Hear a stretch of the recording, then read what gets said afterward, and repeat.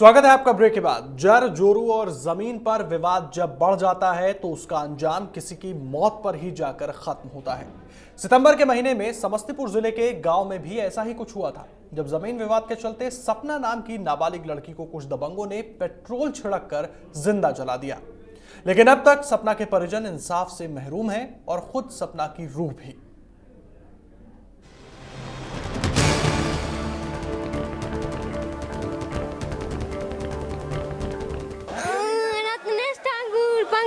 मनोज ठाकुर,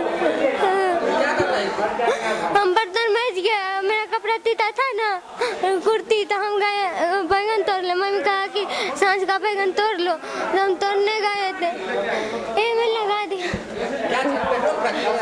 नहीं, क्या चीज फेंका हम नहीं जानते हैं, लेकिन हम देखे हैं।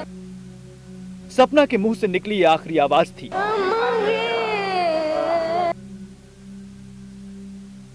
सांसें उखड़ रही थी, लेकिन लड़खड़ाती जुबान पर सिर्फ और सिर्फ उन दबंगों का नाम था। पंकज ठाकुर, भोला ठाकुर, रत्नेश ठाकुर, मनोज ठाकुर, जिन्होंने सपना को 18 सितंबर की उस काली तारीख को पेट्रोल छिड़क कर जिंदा जला डाला।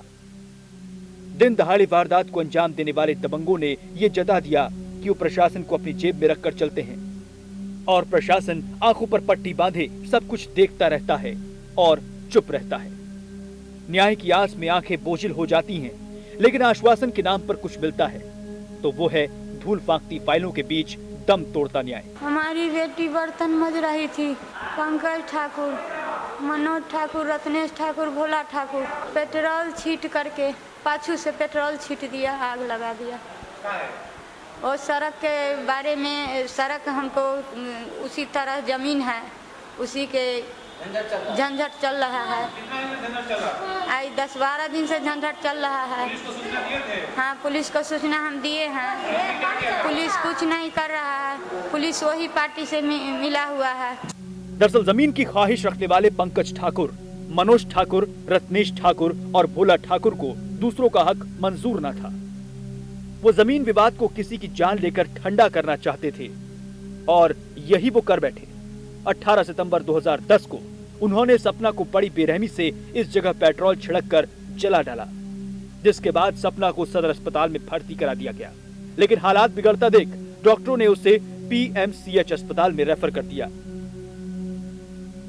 लेकिन खुदा को कुछ और ही मंजूर था।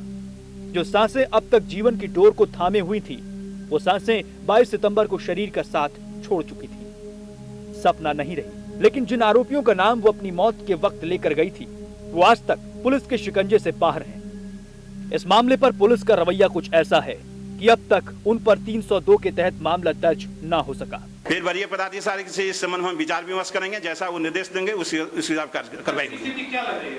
मैं तो देख रहा हूं कि गर्दन से नीचे पूरा शरीर झुलसा हुआ है, दोनों बांह भी झुलसा हुआ है, जैसा आप भी देख रहे हैं वैसा हम भी देख रहे हैं। जैसा बयान देगा उसके अनुसार कार्रवाई होगी। वरीय पदाधिकारी का जो निर्देश होगा उसकी कोई भी अवहेलना नहीं की जाएगी और दोषी बख्शे नहीं जाएंगे और किसी के निर्देश को फंसाया जाएगा तो उसको हम लोग नहीं करते।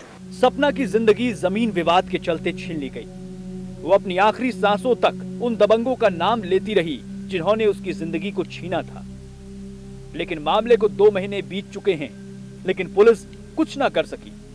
दबंग अब तक सपना के परिजनों को धमकाते हैं कि वो केस को वापस ले लें। SP से लेकर DIG तक के सामने परिजन गुहार लगाते हैं, लेकिन मामला अब तक कहां पहुंचा है ये आप देख ही रहे हैं। समस्तीपुर से सुमन नारायण मिश्रा, इंडिया न्यूज, बिहार।